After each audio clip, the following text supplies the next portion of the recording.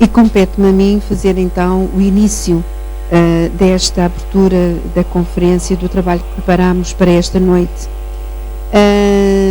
Propositadamente decidimos entre nós que, em vez de ser apenas uma pessoa a fazer esta abertura, como já puderam observar, estamos aqui 3 pessoas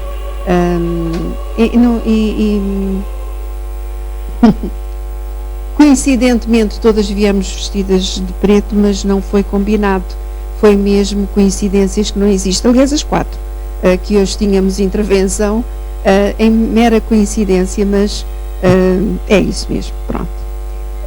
Para além disso, de facto, vamos dividir e vamos procurar e procuramos ao fazer ao preparar as nossas participações, que elas correspondam, tenham um contínuo, e portanto a Sara vai apresentar a parte dela como uma continuação numa outra linguagem daquilo que eu vou apresentar. A Maria do Carmo vai fazer a continuação da nossa parte e a finalização, a conclusão, que atingirá o objetivo do nosso trabalho desta noite. Nós, como algumas pessoas que já me têm ouvido já se aperceberam, eu vibro muito com estas questões da humanidade. Muitos irmãos que estão aqui costumam estar à quinta-feira à abertura e acabam por me ouvir falar de alguns destes assuntos com alguma insistência. Mas a propósito desta conferência, eu estava exatamente a ler um livro de Chico Xavier, psicografado por Chico Xavier, que é o livro Voltei. É um dos livros que eu li há muitos anos, quando encontrei a doutrina espírita. E já há uns bons meses que decidi que ia recomeçar e a reler os livros mais antigos, porque há sempre muita coisa de que nós já lemos, que até compreendemos, mas que precisamos de reler para compreender ainda melhor e para memorizar melhor. Este livro, que tem por título Voltei, que é editado pelo espírito que se identifica como Irmão Jacó, e ele escolheu esse nome por uma razão simples. Ele foi um trabalhador muito ativo dentro do movimento espírita no Brasil. E para não ser identificado como quem foi, por isso esta questão da identificação dos espíritos de facto não é muito importante, ser identificado como aquele trabalhador de tantos centros espíritas, ditou o seu livro, as suas mensagens, como Irmão Jacó. E no capítulo 9 ele faz referência o copyright do livro é de 1949, portanto, final da metade do século XX, e ele faz referência a algo muito significativo. Ou seja, naquela época, final dos anos 40, havia cerca de 2 mil milhões de encarnados. Desses 2 mil milhões de encarnados, mais de metade eram constituídos por espíritos semicivilizados ou bárbaros. E apenas cerca de 600 milhões de pessoas correspondiam a espíritos aptos à espiritualidade superior. Ficamos então menos de 400 milhões, portanto, no final dos anos 40, como espíritos medianos em termos de evolução. Isto dá-nos uma ideia das características dos espíritos encarnados no nosso planeta até os anos 40 e desta predominância. É fácil nós fazermos aqui algumas contas e chegarmos à conclusão que mais de metade, mais de 50% da população existente na Terra, dos homens da humanidade, era constituída de espíritos semicivilizados ou bárbaros, e menos de 20% de espíritos medianos e cerca de 30% apenas eram homens, pessoas aptas à espiritualidade superior. Eu gosto de fazer estas contas, acho piada para nós fazermos estas reflexões, porque quando nós analisamos, isto é aquilo que está no livro, como está referido, o capítulo 9 do livro Voltei, em textinho, eu transformei isto assim em números, mas, na verdade, em outubro de 2011, a humanidade terrena atingiu os 7 mil milhões. Portanto, muitas vezes mais que duplicou. A população, sobretudo a partir dos anos 50, sobretudo a partir dos anos 60, a população mundial aumentou muito, tem aumentado muito. É conhecido mesmo esse aumento da população, é conhecido como a explosão demográfica. E essa explosão demográfica, esse aumento da população, tem-se verificado sobretudo nos países menos desenvolvidos, nos países do continente africano, na América Latina e nos países do continente asiático. Deste aumento, e se nós considerarmos a mesma percentagem, as mesmas percentagens, a mesma base da referência do irmão Jacó, então teríamos que considerar que destes 7 mil milhões de habitantes na Terra, mais de 3.500 milhões, portanto mais de metade, seriam os espíritos muito imperfeitos, e menos de 2.100 milhões seriam espíritos, seriam pessoas, portanto espíritos, mais preparados para a espiritualidade, seriam encarnados mais preparados para uma espiritualidade superior. Se nós olharmos para as percentagens, continuamos a achar que 30% é muito pouco numa multidão de espíritos, e sabemos que a quantidade de espíritos que estão no mundo espiritual é muito superior à quantidade de espíritos que estão reencarnados. Mas se considerarmos o número de pessoas,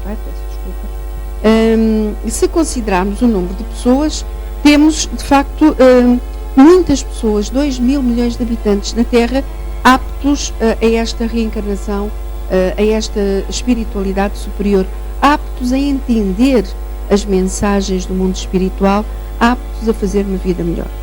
Atualmente somos cerca de 7.200 milhões na Terra, espíritos encarnados. Eu não acredito, não tenho dados concretos em termos numéricos da espiritualidade, dos espíritos, não acredito que as percentagens se mantenham. E não acredito por outras informações que nós temos do mundo espiritual. Nós sabemos que muitos espíritos missionários, que até mesmo de outros planetas, têm reencarnado na Terra, particularmente a partir dos anos 60.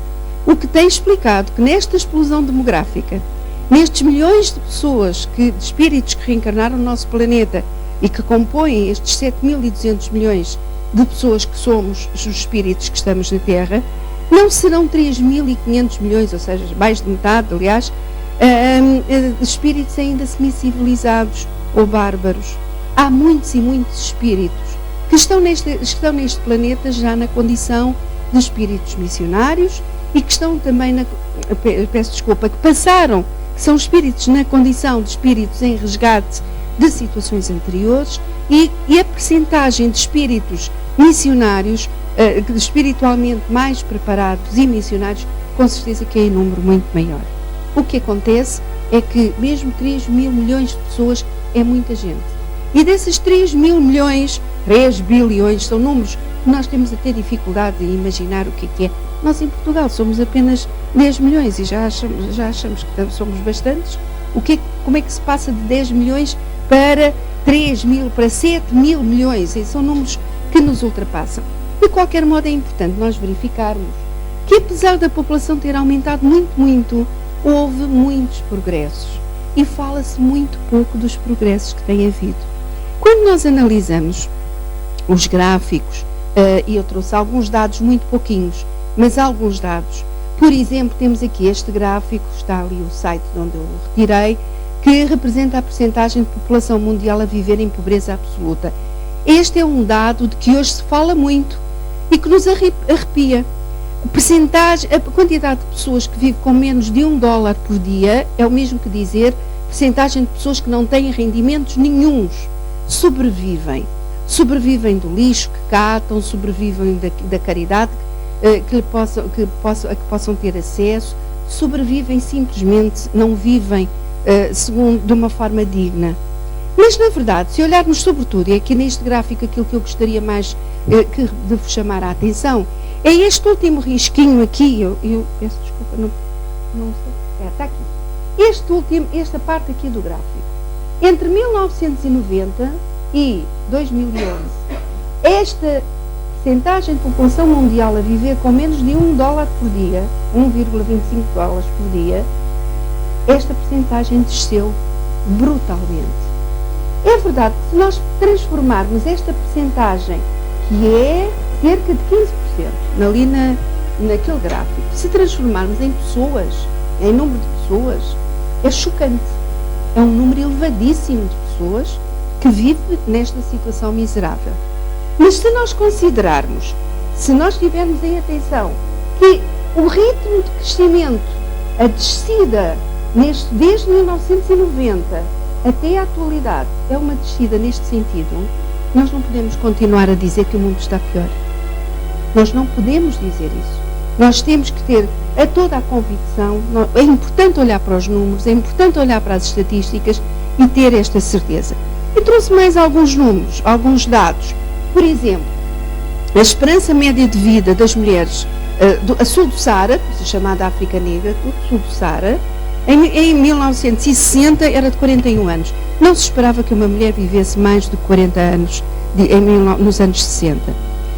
No final do século XX, estava muito próximo dos 60 anos, em muitas regiões. Estamos a falar de regiões, não estou a falar de países, estou a falar de grandes regiões, de toda a África a sul do Saara.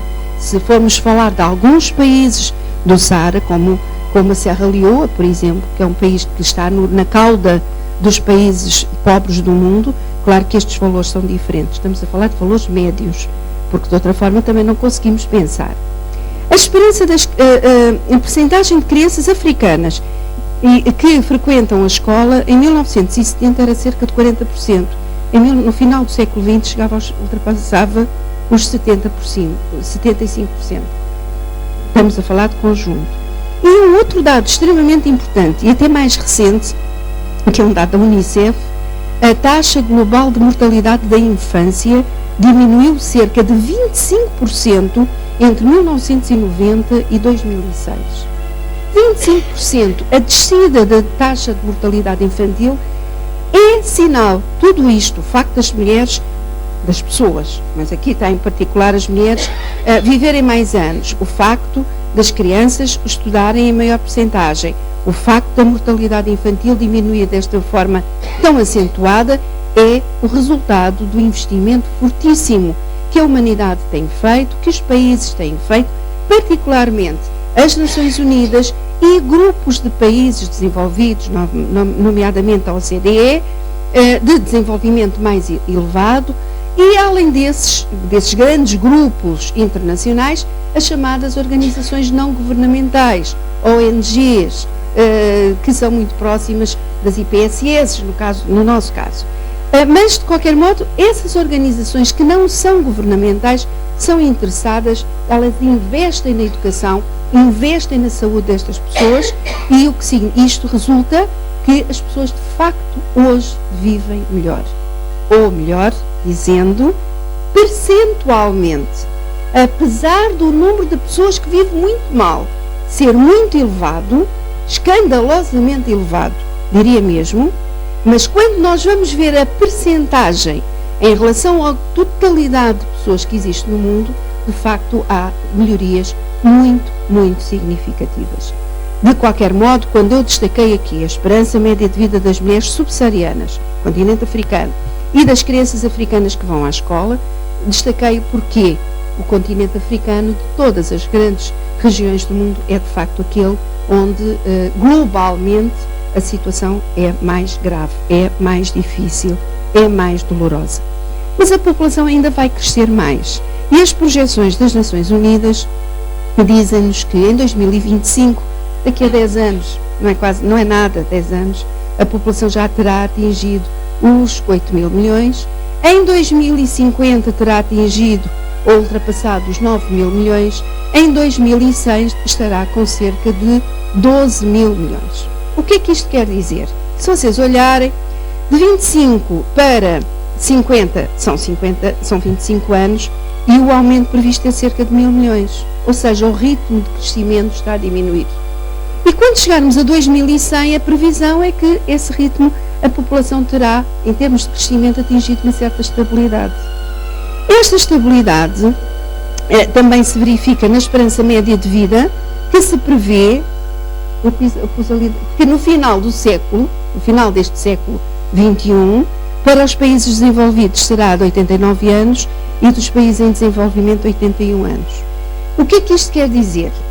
A grande distância que nós hoje, 2015, verificamos entre os países mais ricos, mais desenvolvidos e os países mais pobres, essa diferença é muito, muito acentuada.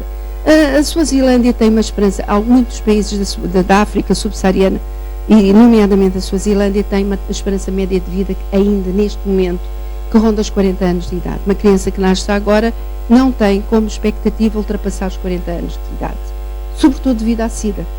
Agora, o que nós não vamos pensar é que no final do século isso vai acontecer, nem em 2025, porque de facto as organizações internacionais estão a atuar no sentido de ajudar estes povos.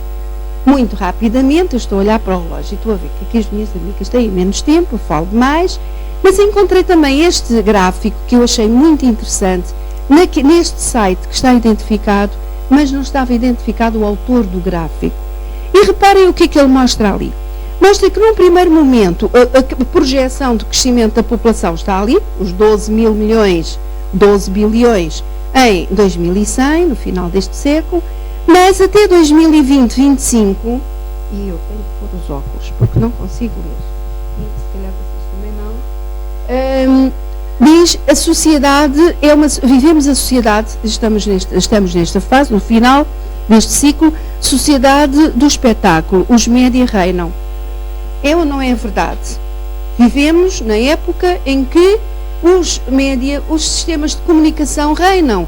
Os telemóveis, as televisões, tudo em todos os campos da nossa vida. Mas a previsão do autor deste gráfico é que entre 2020 e 2060 as sociedades serão sobretudo sociedades de ensino. Prioridade para a educação dos mais desfavorecidos.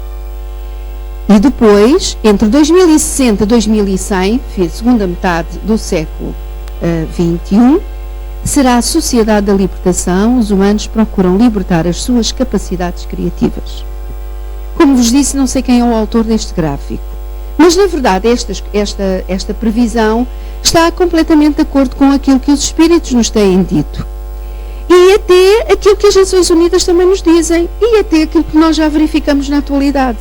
A descida da taxa de mortalidade infantil, o aumento da esperança média de vida, são resultado fundamentalmente da aplicação de cuidados de saúde e da educação das populações desfavorecidas. Quanto mais se educam essas populações, mais cuidados de saúde elas têm, mais tempo elas vivem, melhor possibilidade têm de se instruir, melhores capacidades têm de trabalhar, de contribuir para não só o seu próprio crescimento como pessoa, como contribuir para o crescimento do seu próprio país, crescimento económico, crescimento social.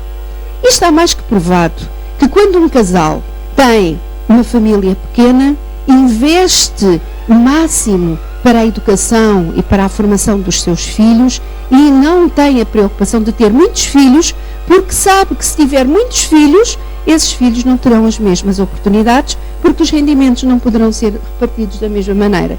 Então, naturalmente, uma família mais educada e mais saudável tem menos filhos. O que quer dizer que facilmente se compreende que quando chegarmos ao final do século XXI, a população estará mais ou menos estabilizada. Ou seja, aqueles 12 bilhões de habitantes corresponderão a esses espíritos encarnados no planeta, mas com uma qualidade de vida muito superior àquela que tem hoje.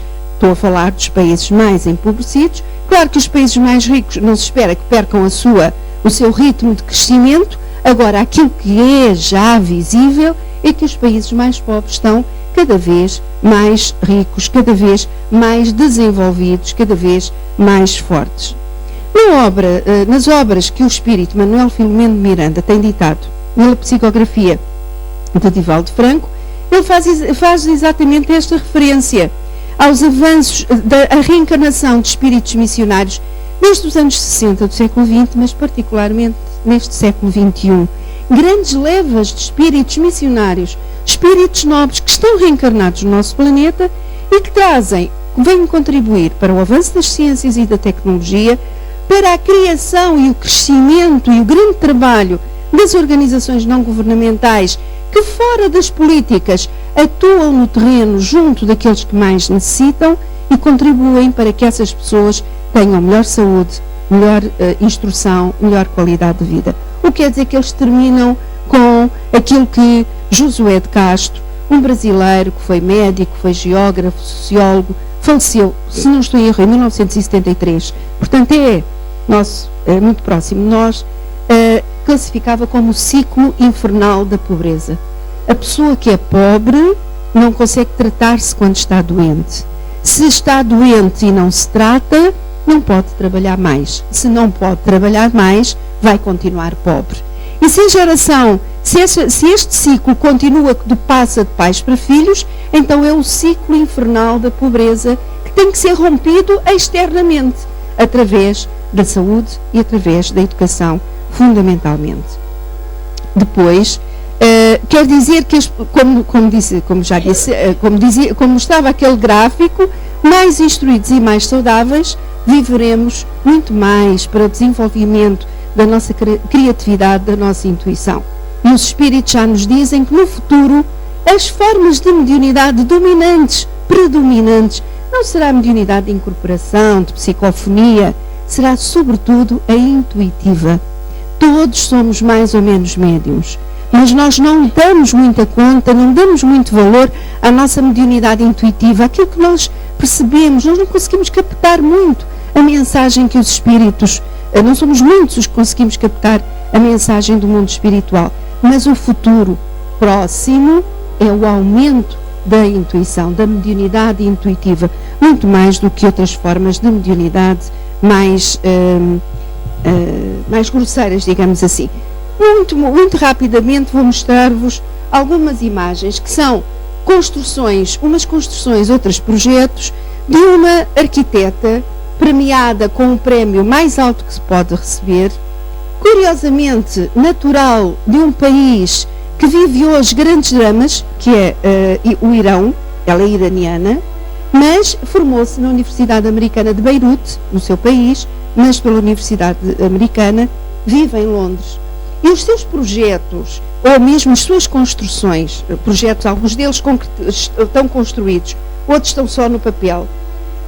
Eu olho para estes edifícios e aquilo que eu acho é que 2100, se eu vir, se cá estiver, será já noutra reencarnação, mas aquilo que eu imagino é que os edifícios das cidades, os edifícios, os locais que nós iremos habitar, serão muito semelhantes às estruturas que ela concebeu. E estes que estão aqui são estruturas atuais. Eu vou passar rapidamente porque não temos tempo. Reparem, os projetos são para os países mais diversos do mundo. Este, por exemplo, é na Sérvia, aqui na Europa de Leste, um complexo futurista. E este complexo são espaços muito extensos, não sei porque que está a apitar, que engloba habitação, áreas comerciais, áreas de lazer, áreas desportivas, áreas culturais. Ela engloba nestes projetos arquitetónicos de uma extrema suavidade. Não são linhas duras, são suaves. Eu pessoalmente acredito que tudo será muito mais suave. Este projeto para a casa de Beethoven ainda está em projeto, mas é uma casa que já existe, mas que entrou numa certa decadência sob o ponto de vista arquitetónico, e o projeto dela é dar-lhe uma leveza, uma luminosidade. Eu, francamente, não consigo deixar de imaginar que está aqui um espírito reencarnado com uma intuição muito, muito presente daquilo que devem ser as construções do mundo espiritual. Por exemplo, este estádio de futebol, o projeto para 2020 no Catar, com linhas arredondadas, brilhantes e muito fortes. E só para, mesmo quase a terminar, não quis deixar de trazer este textinho, que é deste ano, 2015. Em 2015, as Nações Unidas decidiram programar para, até 2030, definir 17 objetivos de desenvolvimento sustentável que serão aplicados pelo mundo inteiro para ajudar os mais desfavorecidos. E estes 17 objetivos incluem a exclusão da fome, por exemplo, o terminar com a mortalidade de crianças até aos 5 anos de idade, a mortalidade infantil. Portugal é dos países que tem a taxa de mortalidade infantil mais baixa do mundo. está ao nível da Coreia do Sul, se não estou em erro, mais baixa. E conseguiu entre 1970 e os últimos anos, graças a um médico que infelizmente não me consigo agora lembrar o nome, mas conseguiu passar de uma taxa de mortalidade infantil alta para uma taxa baixíssima.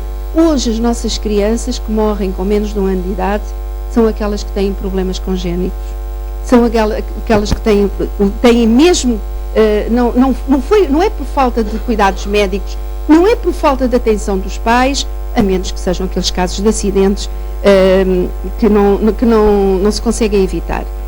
No ano 2000, as Nações Unidas definiram 8 objetivos para o desenvolvimento. E nesses 8 objetivos, um deles era reduzir para metade o número de pessoas pobres, a pobreza extrema. Reduzir para metade a pobreza extrema. E esses 8 objetivos terminavam o prazo em 2015. Chegámos a 2015 e eles estabeleceram 17 novos objetivos para dar um lançamento ainda maior neste crescimento. Poderemos duvidar, e aqui termino com esta mensagem, desta informação do mesmo livro com que comecei, o livro Voltei, o mesmo espírito, o irmão Jacó, quando ele diz que copioso número de missionários abnegados exercitam o amor e a renúncia, a piedade e a tolerância entre milhões de espíritos de baixa condição, à espera dos benefícios da lei reencarnacionista ou em aprendizado de virtudes rudimentares. No final dos anos 40, este espírito já nos informava que muitos espíritos missionários estavam a reencarnar para ajudar aqueles espíritos menos esclarecidos a saírem daquela situação de pobreza, de falta de esclarecimento, para saírem, para evoluírem, para crescerem espiritualmente mais rapidamente. Olhamos para esta informação de final dos anos 40. Olhamos para os 17 Objetivos de Desenvolvimento para o desenvolvimento de 2015. Poderemos duvidar que os homens que criaram esses objetivos, os homens, quando digo os homens, são homens e mulheres, são espíritos missionários que fazem parte desta previsão?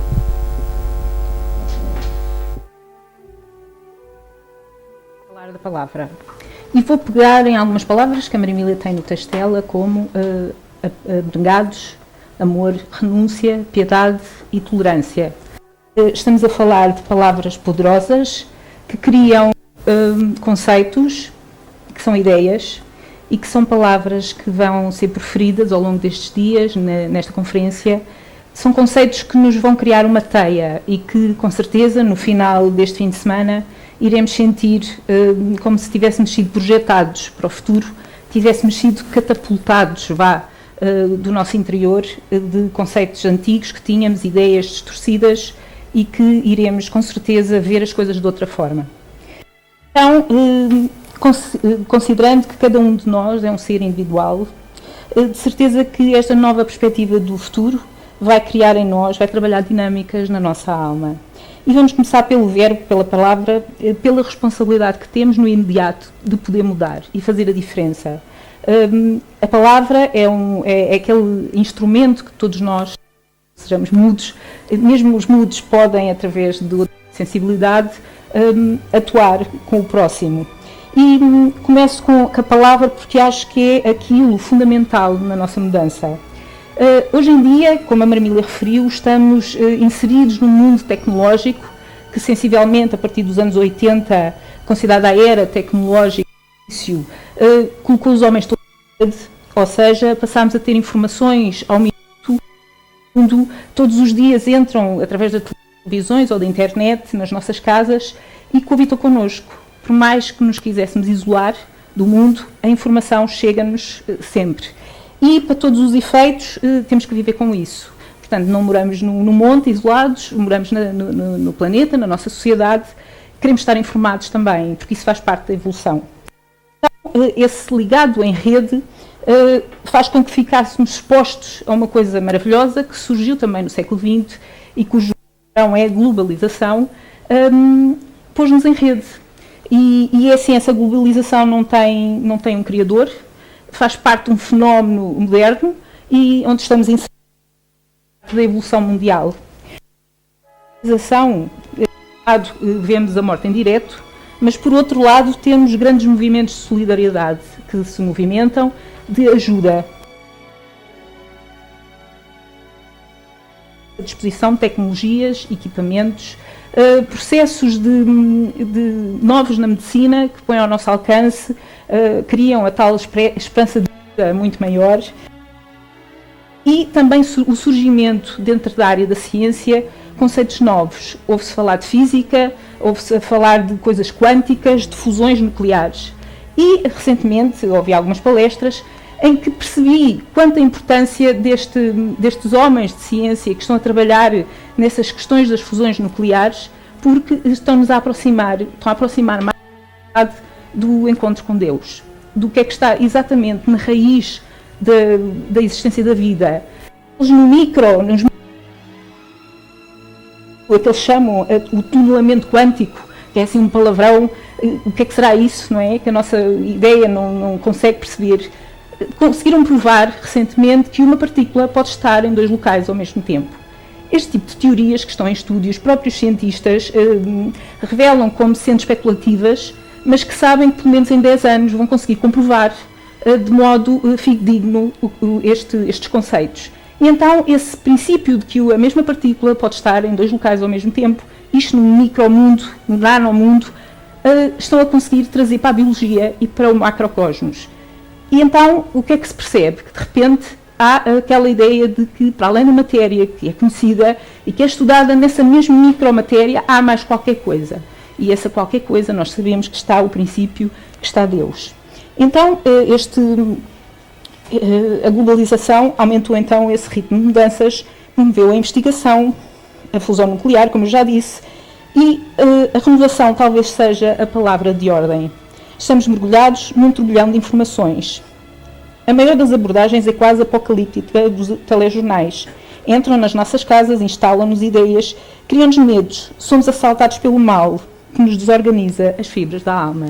E aqui nesta parte de que nos desorganiza as fibras da alma e, consequentemente, do corpo físico, deixo aqui uma descrição do André Luiz no livro Obreiros da Vida Eterna, que achei muito interessante, em que ele cria imagens vivas que vêm no terreno mental e que são projetadas, produzindo consequências boas ou más, segundo a sua origem. Essas formas naturalmente vivem. E quando aqui vimos que o verbo, a palavra, tem vida, cria formas, conseguimos imaginar, então, no nosso campo mental, se a palavra for boa, ok, temos um ambiente saudável e limpo. Mas quando o verbo é mau, ou seja, aqueles 7 pecados mortais que os homens utilizam muito no seu dia-a-dia, como o dizer mal, o julgar o outro, o ser negativo, o estar sempre a reclamar, a culpar ou exagerar, todos estes pecados mortais, entre aspas, da palavra, desorganizam e criam o quê? Aquilo que eu considero mais uma questão dentro da globalização, das ideias de globalização, que é poluição.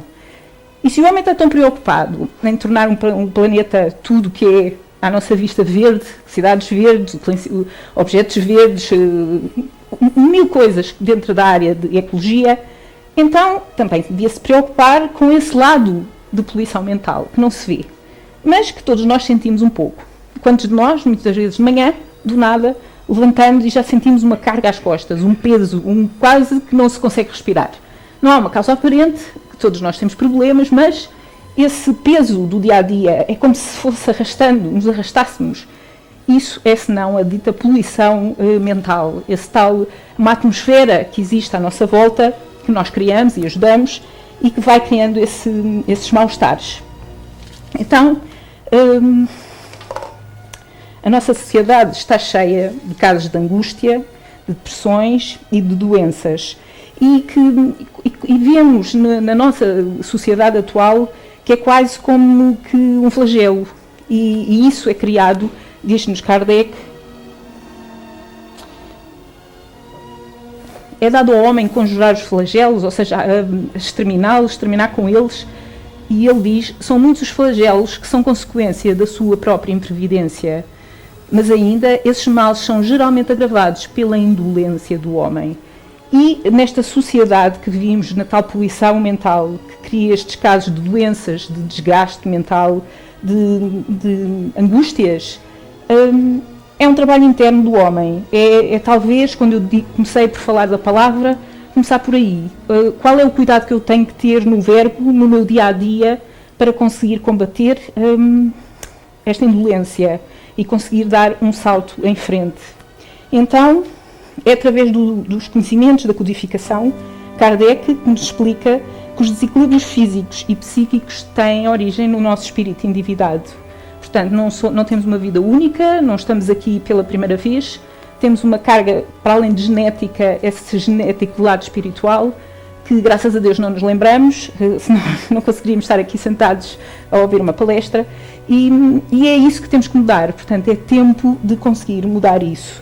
É engraçado que existe um médico psiquiatra que recentemente fez um estudo e que avalia estes últimos anos, pelo menos os últimos 10 anos, de uma intensiva vontade de mudar hábitos e instalar hábitos de higiene nas crianças e na sociedade. Portanto, temos o hábito de lavar os dentes 3 vezes ao dia, lavar as mãos cada vez que vamos comer e tomar o banho diário, entre outras coisas, como roupa limpa.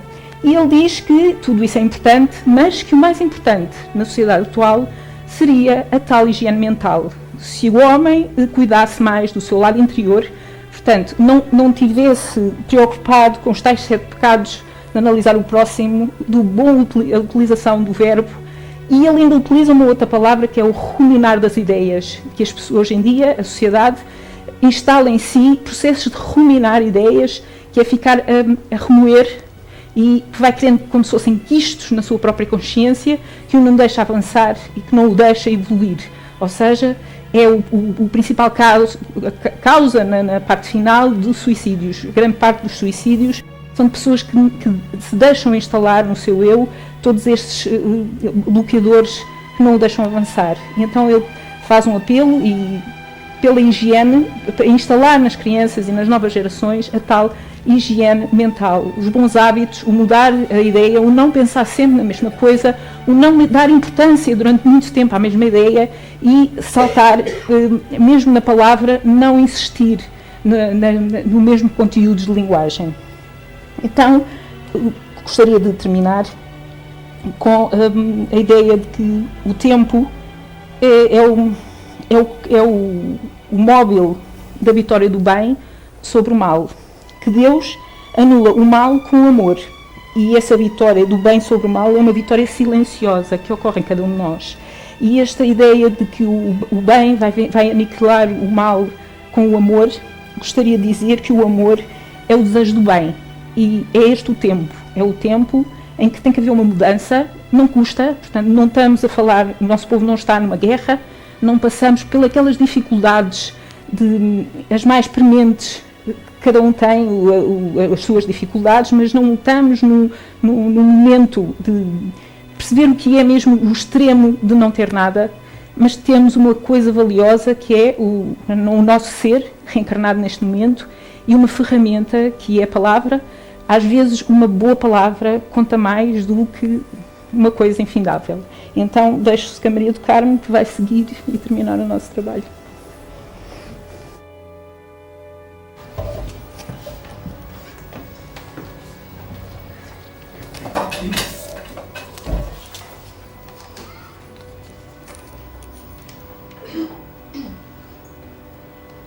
E a partir desta imagem, onde se juntam todas as palavras, onde se juntam conceitos, onde se juntam elementos de conhecimento dos nossos dias do presente, todos eles circundados pela essa força poderosa do Criador, Deus, nosso Pai, que deu origem a tudo e que, sobretudo, nos dá a oportunidade de estar aqui. Estar aqui para podermos falar de uma coisa maravilhosa, que é o futuro. E isto que acabamos de assistir é o princípio de um conjunto de temas que serão abordados nos próximos 2 dias.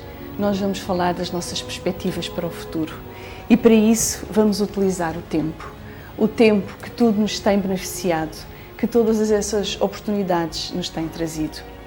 Então falar desse futuro vai ser sempre uma oportunidade de abordar alguma coisa de diferente, não só de diferente, mas de melhor nessa sua diferença, de tudo aquilo que é a maneira que temos hoje de viver, uma forma totalmente distinta daquilo que é este nosso presente, da vida tal como a conhecemos hoje.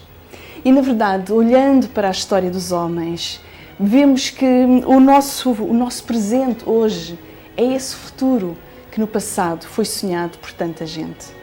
Quantas pessoas, em quantos momentos diferentes, não pensaram: hoje não consigo, mas no futuro, quem sabe? Um dia tudo será diferente. Terão certamente murmurado ao longo das eras muitas pessoas que, olhando então à sua volta, talvez desalentadas ou impotentes, souberam que ainda não era chegado o tempo de assistirem a coisas que as suas almas sabiam ser possíveis de acontecer, mas que não podiam ainda construir. Em tantos momentos diferentes. Nas mulheres, que foram sempre consideradas os seres inferiores da criação.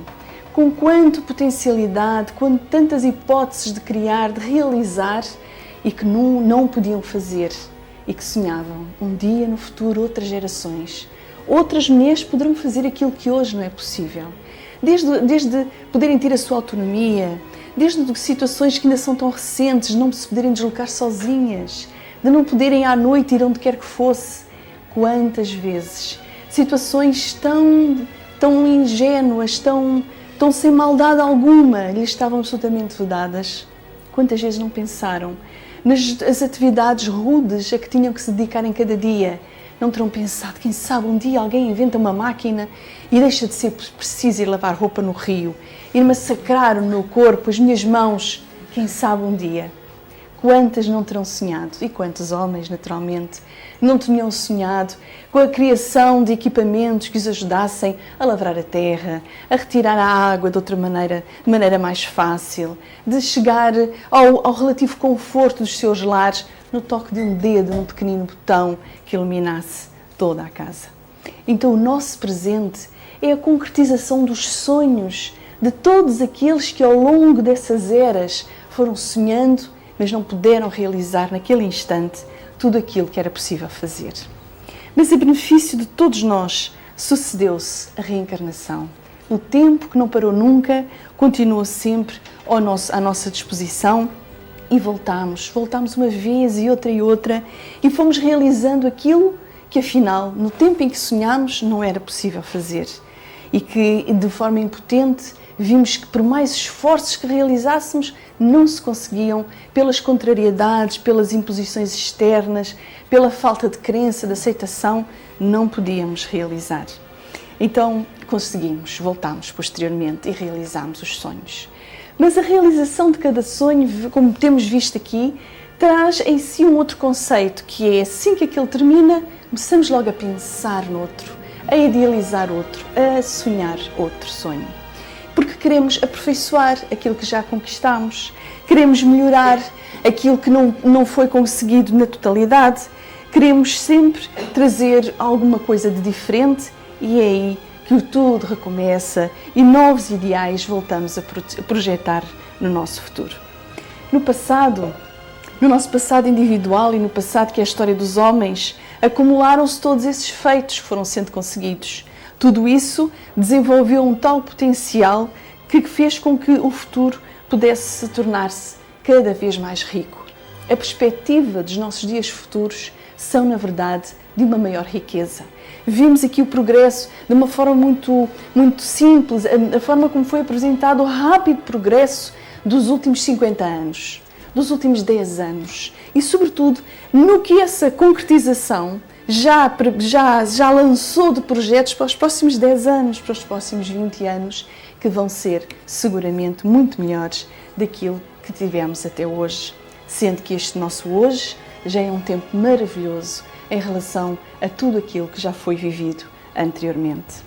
Chegamos aqui herdeiros de todos esses trabalhos, de todas essas conquistas, de tudo foi realizado por aqueles que nos antecederam e de posse, porque possuímos todos essa herança, esse resultado desses trabalhos, muitas vezes conseguidos à base de esforço e de lutas raramente reconhecidos. Apresentamos-nos agora na totalidade, todos os reencarnados do presente, como os artistas de uma nova renascença, deste tempo que se prepara para ser o tempo do homem espiritual, daquele que, agarrado a valores totalmente diferentes, vem fazer brilhar os resultados dos esforços seculares de tudo aquilo que foi idealizado e que vem sendo materializado na atualidade. Aquilo que no futuro, aquilo que no passado eram apenas castelos de nuvens, eram aqueles que eram esses idealistas, esses sonhadores que viam, que observavam, que diziam e que eram olhados, ai, lá está ele outra vez, naqueles sonhos, está sempre na lua, naqueles ideais que não vão ser realizados, e aí está tudo a acontecer. Ainda que muitas vezes forçados, como Galileu, quando dizia, não, a terra roda, mentira, que vai ao julgamento, isso é tudo mentira. Ele foi obrigado, se não morria, a dizer que sim, que morria entre dentes, e no entanto ela move-se. Porque não havia como rejeitar aquilo que era a sua certeza absoluta. E, no entanto, todo o mundo estava ainda nessas limitações, nessa incapacidade de entender. Então esse trabalho realizado por ele ajuda-nos a olhar para o futuro, por ele, por todos eles conseguiram trabalhar a nosso benefício.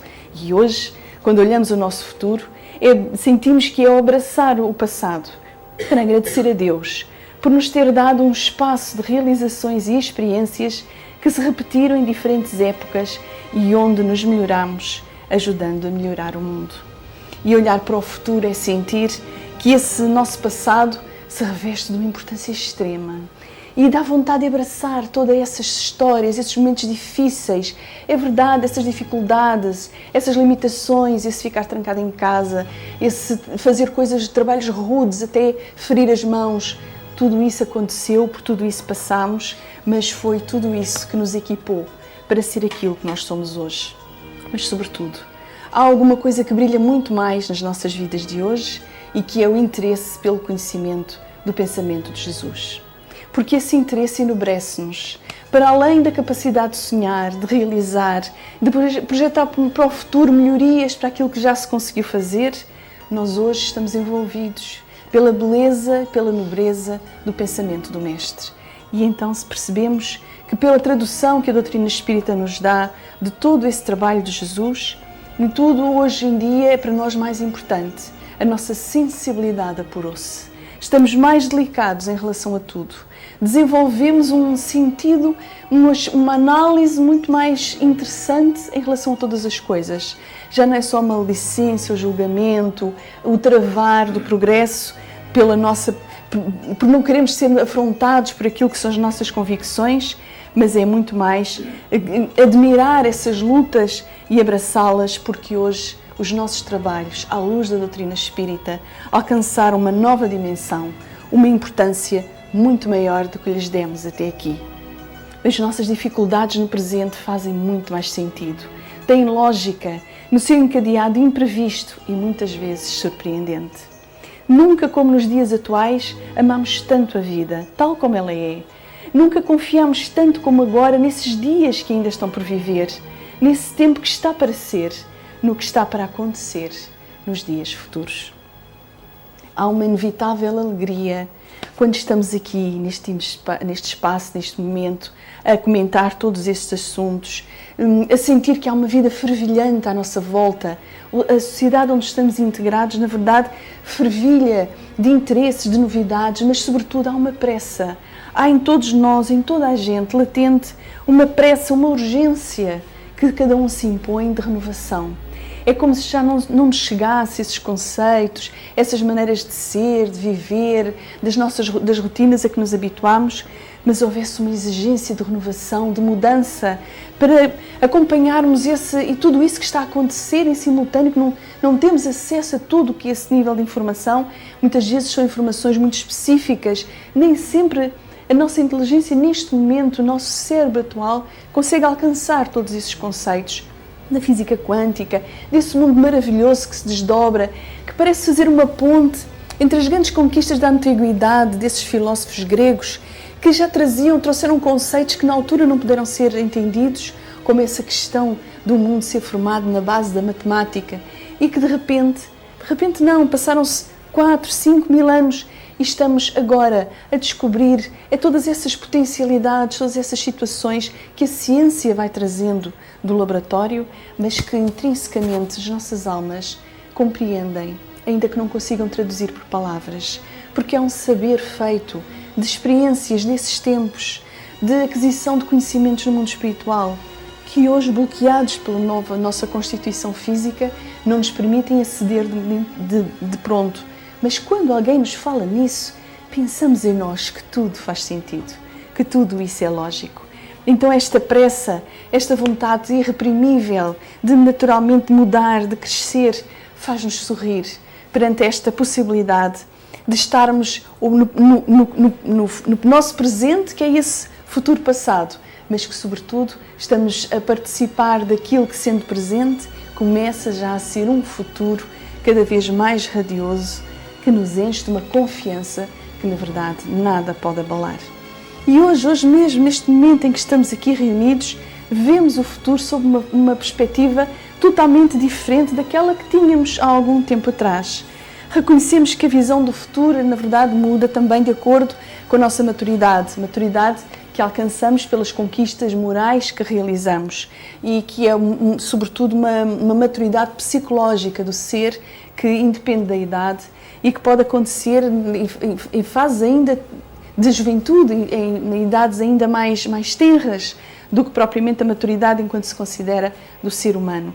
Mas daquilo que temos a certeza é que as inúmeras possibilidades de que se reveste não estão vedadas a nenhum de nós, em qualquer que seja a nossa circunstância atual. Que esse futuro traz-nos um volume muito maior de aspirações, porque nos prova que tudo podemos concretizar, porque a jornada não se interrompe.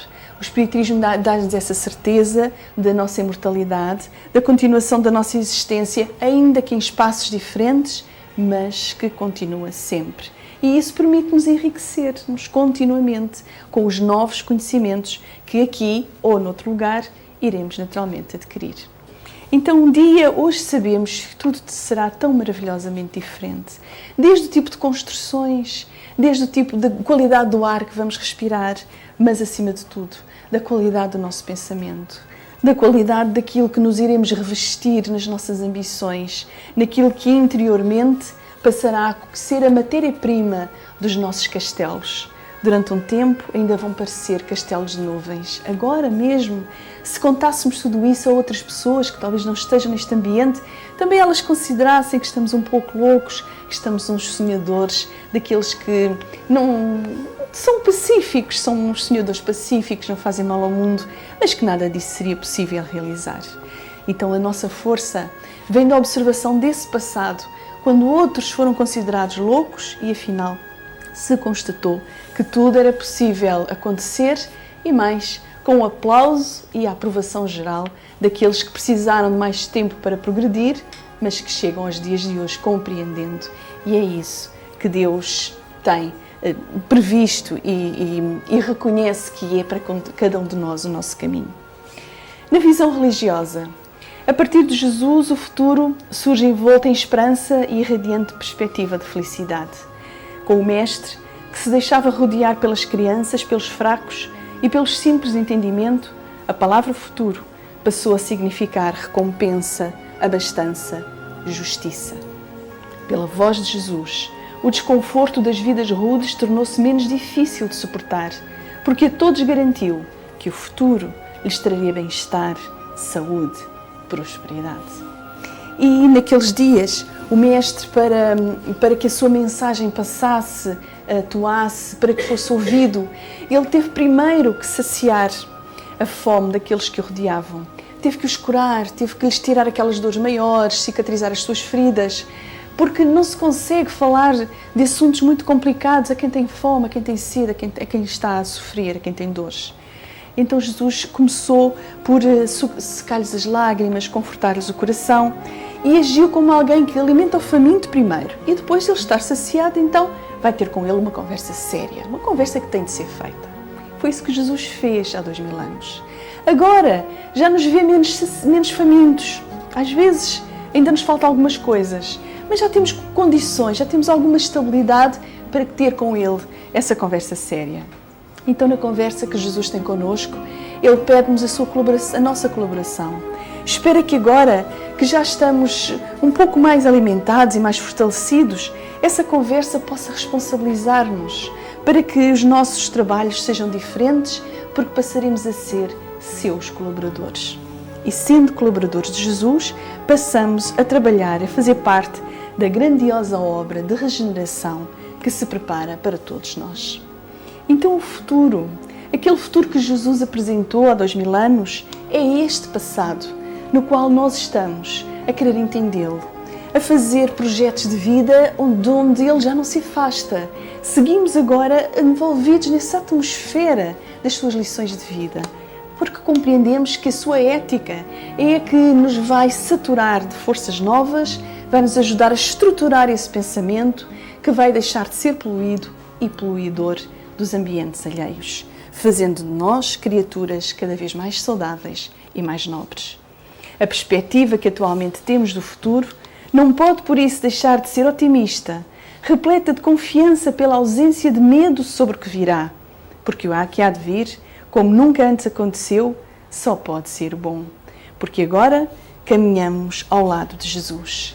E caminhamos ao lado de Jesus não só nesse sentido religioso, mas no sentido ético, porque toda a sua mensagem é a mensagem que nos ajuda a conduzir os nossos passos, a nossa vida, nesse sentido de dignidade, nesse sentido de valorização pessoal, nessa alegria interior que nenhum de nós deixa de sentir quando pensa nesse assunto.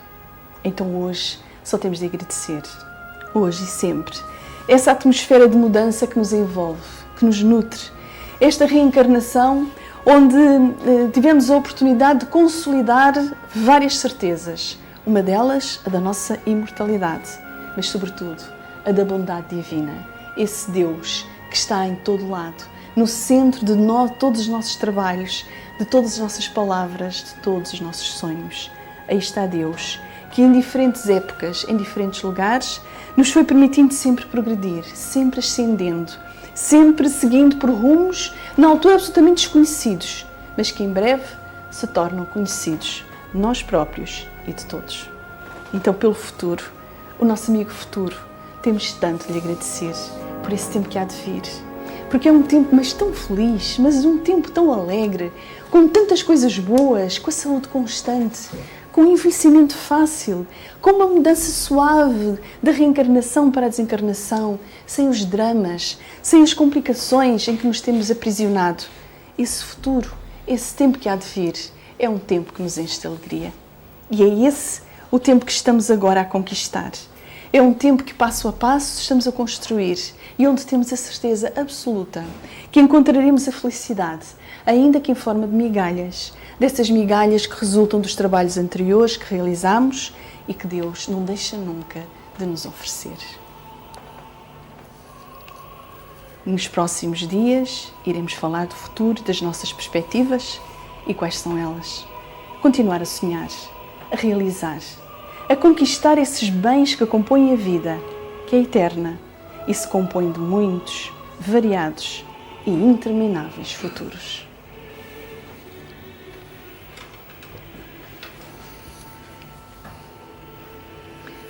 E terminamos assim a nossa conferência de hoje. É apenas o desdobrar de um pouco do que vai ser o trabalho dos próximos dias. Um trabalho que resulta do interesse de homenagear este centro, pelo trabalho, presentear-vos a todos, de forma a que no mundo espiritual possa afirmar-se essa certeza, essa vontade que temos de continuar a servir Jesus, servindo aos homens e servindo a nossa fé. Dessa forma, sabendo que os benfeitores estiveram sempre presentes, que através da inspiração nos conduziram à criação deste trabalho, que foram tocando os corações de uns e outros para colaborarem nele e que vão estar presentes nos próximos dias, antecedendo essa celebração da passagem de mais um aniversário da FEC, que nos despedimos do trabalho de hoje.